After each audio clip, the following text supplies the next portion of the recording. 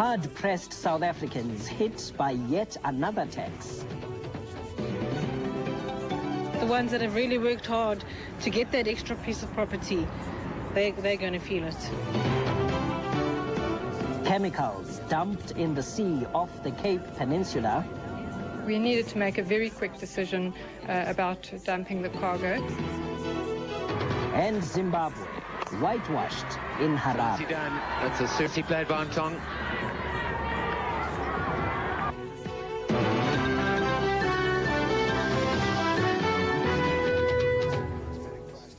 Good evening, I'm Vuyo Mbuli. Welcome to a shortened version of NewsHour.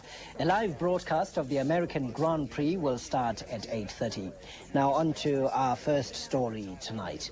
The controversial capital gains tax, the CGT, finally comes into effect tomorrow after its introduction was delayed by 6 months this April.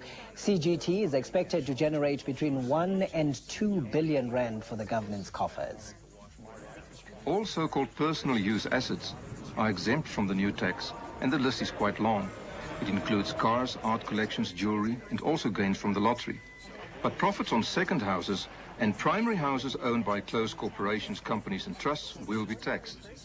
So will primary residences that show a capital gain of more than 1 million rand when sold. Willie Boonsire of Gensec Bank says it was fashionable for many years to purchase a house in the name of a company or a trust. And many owners might want to transfer their houses back to their own names to qualify for the tax exemption. But he sounds a note of warning. If you do that, sure, you'll qualify for the million rand exemption when you sell your house. But now your house is an asset in your estate. So for estate duty purposes, it becomes subject to estate duty. And certainly one has to take that into account before you actually make that decision. Profits on agricultural properties larger than 2 hectares and commercial properties will also be subjected to CGT, as will profits on listed and unlisted shares. But the first 10,000 rand of profit in any year will be exempt from the tax, and there are ways to minimize liability, although it might not always be practicable. Atishoch, SABC, Johannesburg. Leading Afrikaner anti-apartheid activist Beyers Naudé was honored by his hometown today. He received the Freedom of Johannesburg, and a city street and public park were renamed in his honor. 40 years ago, Christian Frederick Beyers Naudé was one of the Afrikaner clerics who took advantage of the pulpit to advocate apartheid and promote Afrikaner supremacy. When I heard that day, what happened in Sharper, I said to myself, my life will never be the same again. He then started preaching about justice for black South Africans.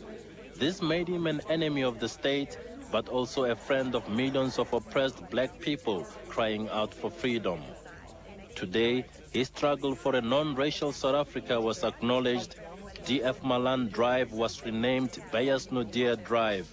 He was also granted the freedom of the city, and the Library Gardens is now known as Beyers Naudé Square. I must say immediately that I was so surprised when I heard, just of the fact of the renaming, of the D.F. Malan Drive to my name. My breath simply was taken away. It's wonderful, that we shouldn't have had the controversy that happened in Cape Town. Here, the renaming of the drive seems to have happened quite smoothly, and it's fantastic. You have to pinch yourself and say, hey, is this true? But is that? Yeah, that is Beyers Naudé Drive. Hurrah! Donald Chauke, SABC, Johannesburg. UNISA's new Vice-Chancellor, Bani Pityana, said he was satisfied that the University Council had acted within its mandate by appointing him to the post. This is despite Education Minister Kada Asmal warning the university not to make the appointment in the light of the proposed merger with Vista University and Technikon South Africa. Speaking on SABC2's Newsmaker program, Pityana denied claims that it did not have sufficient research and academic experience for the post. Thousands of Afghans are still fleeing major cities in Afghanistan, fearing American attacks. As they desperately try to get to the borders, the first food aid is starting to come into Afghanistan. Afghanistan's eastern city of Jalalabad normally bustles with market traders and shoppers. It's become a ghost town as residents head towards Pakistan and Iran. Shops are closed and barricaded, and the streets are empty. Young and old are scrambling along mountain paths. Some are lucky enough not to walk, while others are being carried by their fathers. It's the plight of these refugees that the UN is worried about. Millions of Afghans are dependent on food aid. The first food aid is finally getting into the country since the attacks in New York and Washington. A convoy of trucks from the World Food Programme has crossed the Chaman border with Pakistan with 200 tons of food. The UN believes 2 million more Afghans will need food aid as the standoff with America continues. Even as Afghanistan braces itself for US attack, the Taliban has pressed ahead with the trial of 8 Western aid workers who are accused of trying to convert Afghans to Christianity. They were arrested last month and faced the death sentence under Islamic law. Meanwhile, members of the exiled Afghan monarchy have met with the opposition Northern Alliance in Rome. The meeting was attended by a group of American senators who voiced support for a plan to create a government to replace the Taliban regime. The British government says massive stockpiles of raw opium are leaving Afghanistan in anticipation of military strikes. Britain says the Taliban has lifted the embargo on poppy cultivation to raise funds in the face of potential war. Britain also claims that Osama bin Laden has previously encouraged drug traffickers to flood Europe and the United States with heroin to help destabilize them. Afghanistan produced 3/4 of the world's heroin supply last year. To the Middle East now, where 2 Palestinians have been killed and 14 others were wounded in the West Bank. The violence continues to threaten the fragile ceasefire in the Middle East, which the United States hopes will bolster Islamic and Arab support for an anti-terrorism coalition. Palestinians marched through the streets of Nablus in the West Bank today during the funeral of the 2 Palestinian men killed. Israel's inner cabinet decided to proceed with the ceasefire and lift a crippling blockade in areas of the West Bank and Gaza Strip. Meanwhile, the Israeli full cabinet decided to give the Palestinians another 48 hours to fulfill their side of the ceasefire agreement, which has failed to stem a year of bloodshed since the sides re-endorsed it 4 days ago. President Thabo Mbeki and a delegation of ministers begin a state visit to Japan tomorrow. Their aim is to cement bilateral ties and further economic links between the 2 countries. Before 1994, Japan had virtually no investments in South Africa and trade was minimal. But the links between the 2 countries have steadily strengthened. Japan and South Africa notched up nearly 32 billion rand worth of trade last year, and Japan is now a leading investor in South Africa. But this week, the South African delegation headed by President Mbeki will be heading into turbulent territory. Japan, which was already in a recession before the US attacks, is now facing even tougher times. But despite the recession, the Japanese market is huge and offers plenty of opportunities. We're quite confident that in the case of Japan, we are crossing a threshold. We are getting more investment coming in. A strong focus on manufacturing exports is paying off, and top Japanese business leaders in various industries are preparing to meet with Mbeki. The president will also be meeting Japanese Prime Minister Junichiro Koizumi. Government ministers will be holding talks with their counterparts on issues ranging from pharmaceuticals to technology. Kim Tusi, SABC, Cape Town. Regional African leaders are meeting with the Deputy President Jacob Zuma and former President Nelson Mandela in Arusha in Tanzania tomorrow. Zuma has been trying to broker ceasefire talks between Burundi rebels and the government in that country. The one-day summit is expected to discuss the security of returning exiles. It will also look at a ceasefire ahead of next month's installation of the transitional government. Burundi President Pierre Buyoya will lead the new government. After the break, wailing the day away in Hermanus. Stay tuned to NewsHour.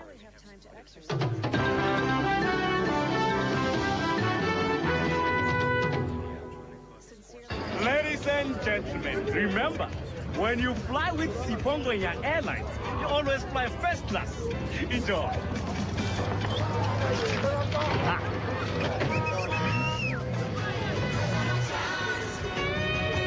The first Wednesday Lotto draw is finally here, and the jackpot is a guaranteed 5 million rand. Be the first winner on the 3rd of October. Get your Lotto ticket. It's your license to dream. Hello? What? Oh, no, come on. Jenny promised me delivery 2 days ago. Well, look, we're going to have to reschedule then. It's either 9:30 or not at all. How come I'm only finding out about this now? Yes, Mike. Follow this up, please. In a world where nothing ever seems to go right, it's good to know that there are still some things that do. Hi, John. My car's ready. Oh, that's fantastic. Toyota's dealer network has once again topped all 4 categories in the competitive customer satisfaction index survey. Rated first, once again, by you, the customer, in sales and after-sales service. Proving again that even the smallest things can cheer one up. I said leave her alone, damn it! You're making a mistake, for heaven's sake. He's dangerous, Bill. But was he dangerous? I wanted him for his looks. He'd have looked like you. We can always just run. We are fighting for our country. We need guns. I don't believe it. Why would he give you $1 billion? Because I asked nicely. Love till the bitter end. A new 4-part miniseries starting 23rd October.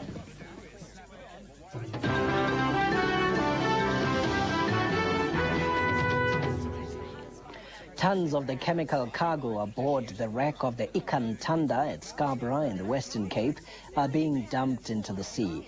And while residents remain concerned, there's been no visible damage to marine life. More than 2,500 tons of potassium sulfate and potassium chloride have been dumped into the sea from the wreck at Scarborough. But there's a lot more to go overboard. 12,000 tons have to be removed before the ship is light enough to attempt refloating. The cargo is being brought up on deck with the ship's own derricks. The bags are slit open and the cargo poured into the sea. Scarborough residents are relieved that there's no visible damage to sea life. The operation's being closely monitored under license from a state agency, Marine and Aquatic Pollution Control. Water samples are collected twice a day. A quick decision had to be made about lightening the ship. And there's been serious concern that the ship is in fact starting to suffer further damage and that it might start breaking up. And so we needed to make a very quick decision about dumping the cargo. Most of the ship's fuel oil has been removed, but there's been a minor oil spill on the beach directly opposite the wreck. A private company has been contracted to clean up the polluted shells and sand. The residents of Scarborough and many other coastal towns are asking why should it be their bad luck to land up with oil pollution in the wrecks of foreign ships which are plying the South African coast. Charles Poe, SABC, Scarborough. The Pan-Africanist Congress has called for the restoration of the homes and the Robben Island prison cell of its founder, Mangaliso Robert Sobukwe. PAC President Stanley Mokgoba told the Congress of the party's Eastern Cape branch that Sobukwe's homes in Soweto and Kimberley should be declared heritage sites.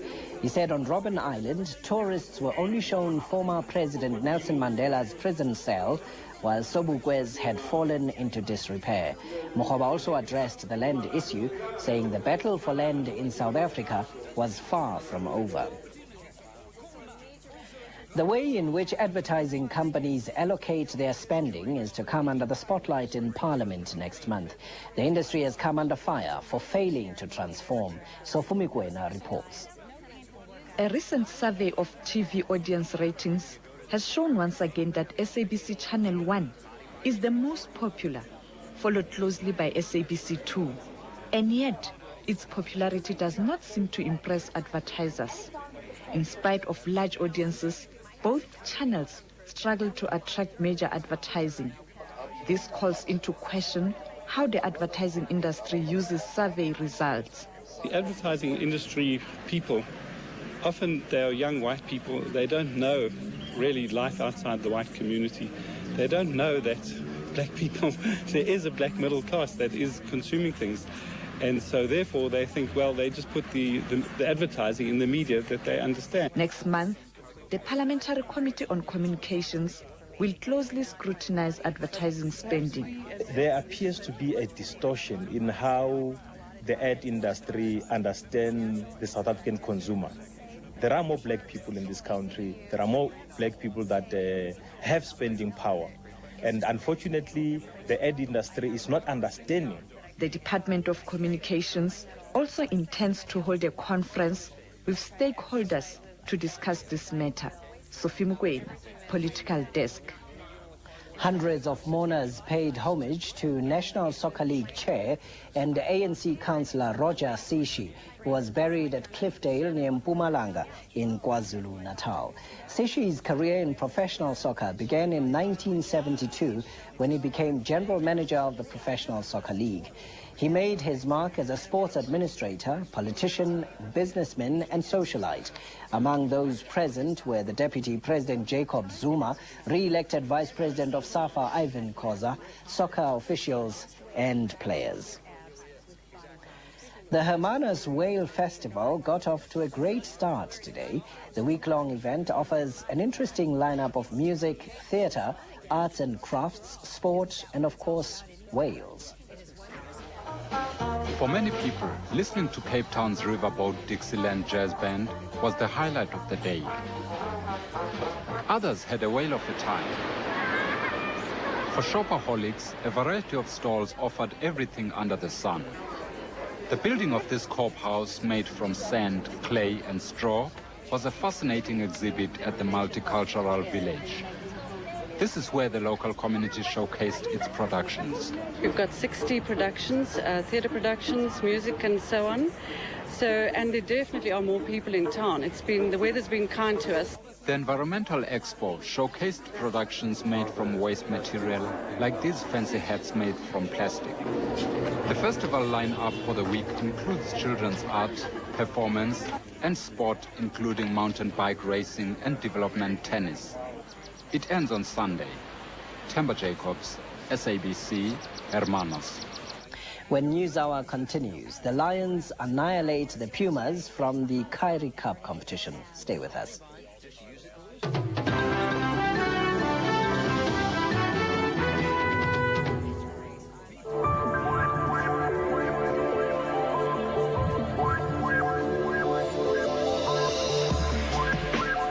When every aspect of your business impacts on every other. When processes must connect to hardware, must connect to management, must connect to customers. Isn't it nice to know there's a single, simple solution? Telkom Business.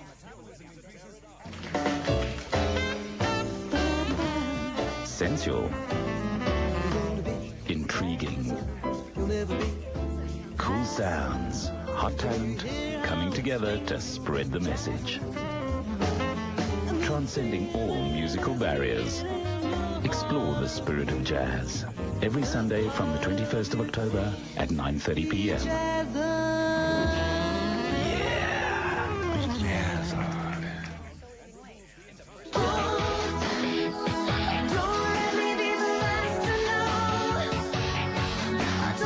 The last to know, Britney Spears' Upside Did It Again now includes an 8-track bonus CD.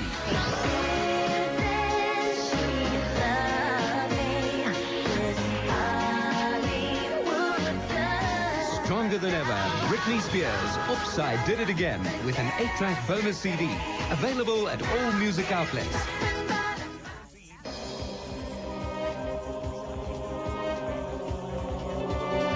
Now, could you do it with all these people watching? Come on, get rid of your inhibitions and dare to win 1 million rand. Flaunt your nerve. Give us a call on 082 17303. Come on, we dare you. Watch Who Wants to Be a Millionaire. Wednesdays at 7, only on 3.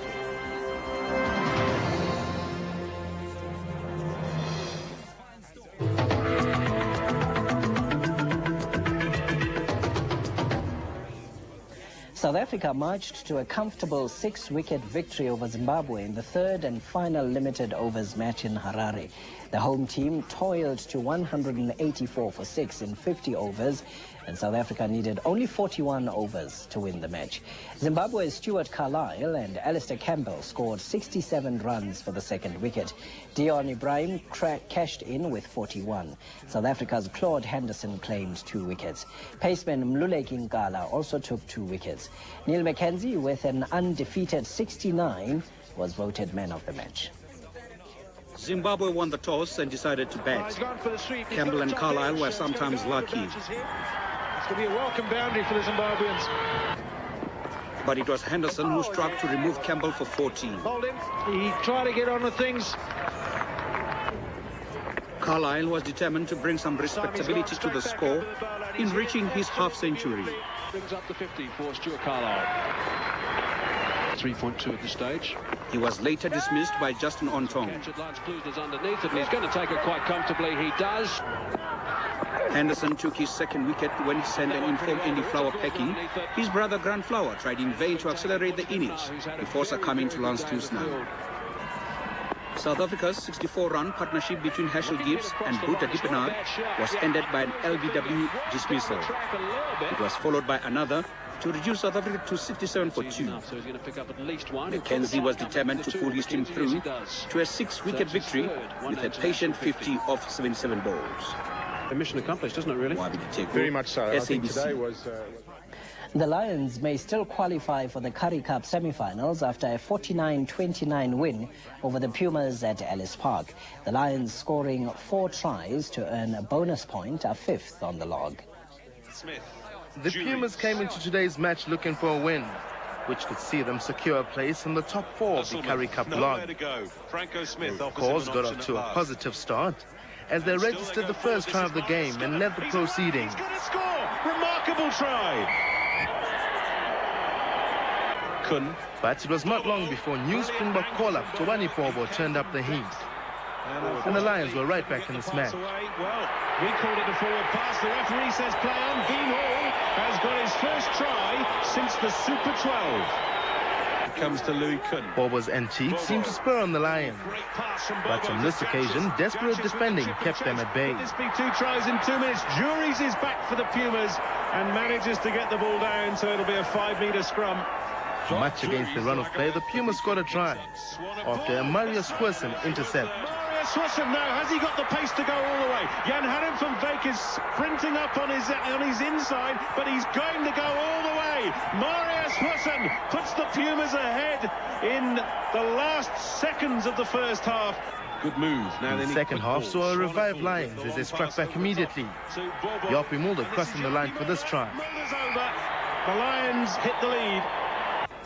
Then the sluice gates open as the Lions were at it again. This time, Springbok fullback Conrad Jantjes going over. Just brushed them aside to score the Lions' 3rd try.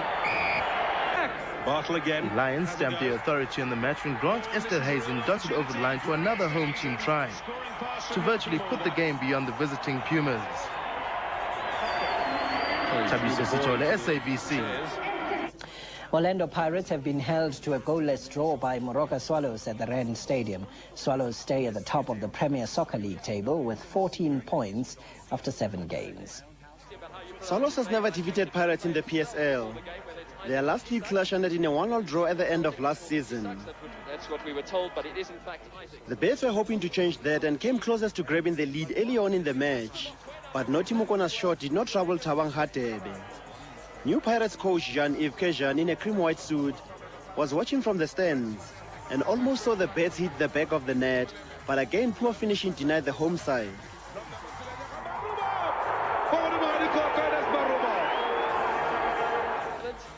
The second half saw the return of Steve Lekwele after more than a year's absence from football due to injury. Swallows should have scored in the 75th minute, but again the Pirates keeper was hard to beat. The final score, Swallows 0 and Pirates 0.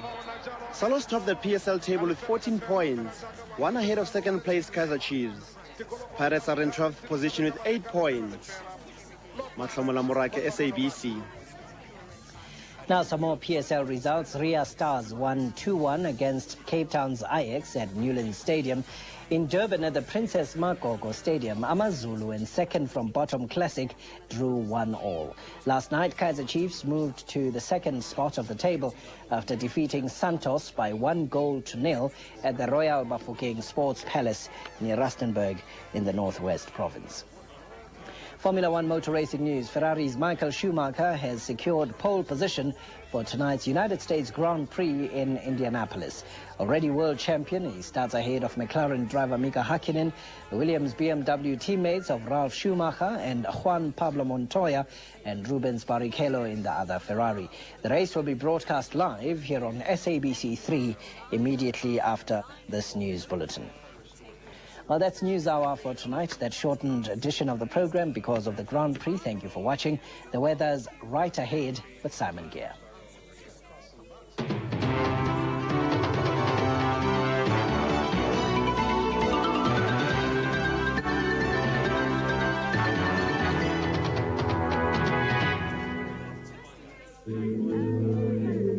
Every day, new miracles happen. Miracles that touch our lives in every possible way and change our world for the better. But to get the technology and chemistry right, to become a global leader in petrochemicals, we've had to follow clues so small they were often invisible to the human eye. And all we needed to find them was determination and vision.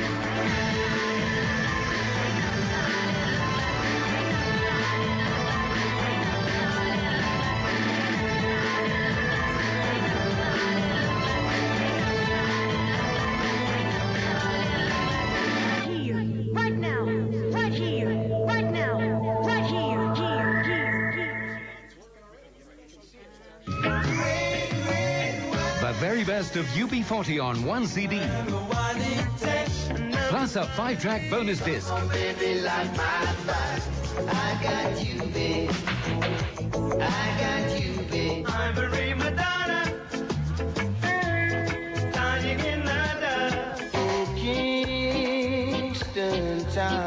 The very best of UB40 with a 5-track bonus CD. Available at all music outlets.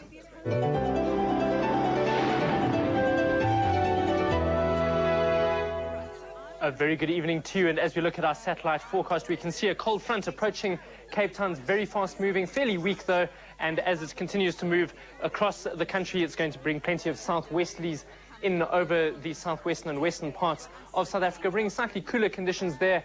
And as it just kisses that southern and eastern coast, so we'll expect about a 30% chance of showers extending from the Eastern Cape Coast northwards towards Durban. Now, there is a warning associated with this. Rough seas expected between Cape Point, extending along that south coast towards Plettenberg Bay. Please do take care if you're going to sea.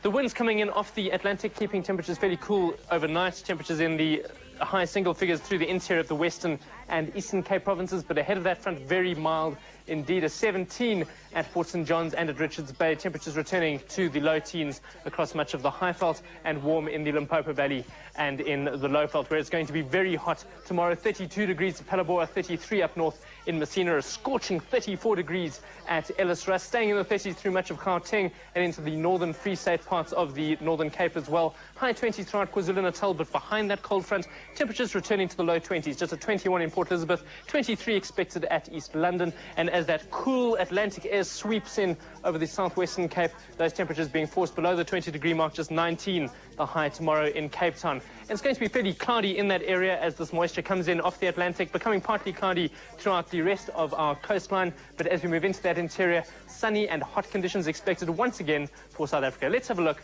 at your 5-day forecast.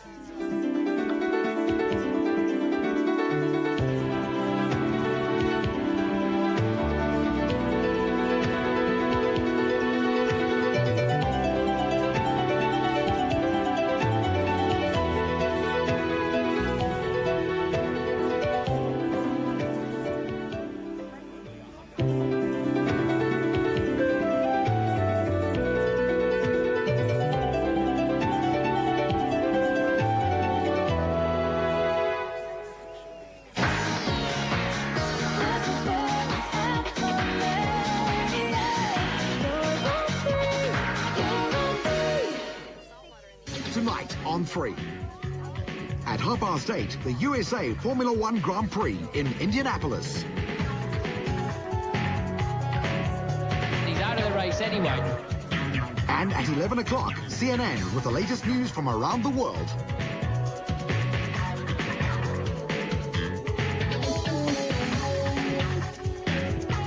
The USA Formula One Grand Prix and CNN tonight on 3.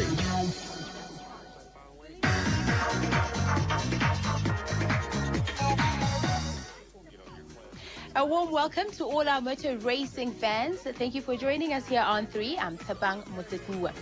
Wednesday and Friday lineups in the month of October are moving aside for cricket.